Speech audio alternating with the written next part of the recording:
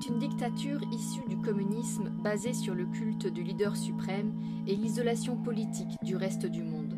C'est le pays le plus fermé de la planète et celui où les chrétiens souffrent le plus.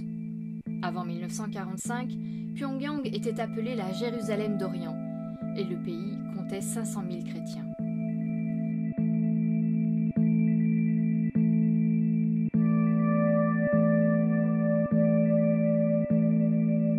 Actuellement, la Corée du Nord menace les États-Unis d'une attaque nucléaire et les sanctions de l'ONU ne semblent pas réussir à faire baisser la tension, ce qui pourrait avoir des conséquences catastrophiques pour l'ensemble de la population.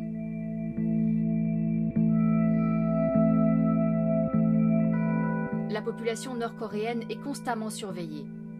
Quand un chrétien est découvert, il est envoyé, lui et toute sa famille, sur 3 générations, dans un camp de travaux forcés, pareil à un camp de concentration.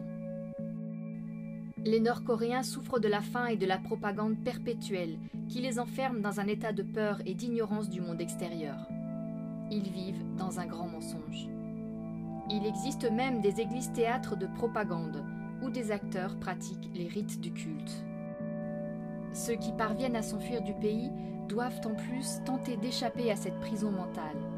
Ils doivent également se cacher des autorités chinoises qui renvoient sans pitié les réfugiés en Corée du Nord.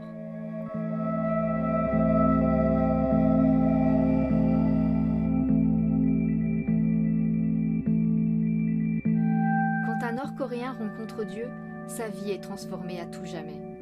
Des réfugiés qui se convertissent à l'extérieur retournent même dans le pays pour évangéliser leurs proches.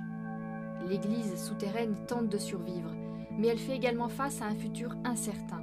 Qu'adviendra-t-il des chrétiens quand le régime changera, de manière brutale ou progressive, et que le pays se retrouvera ouvert sur le reste du monde ?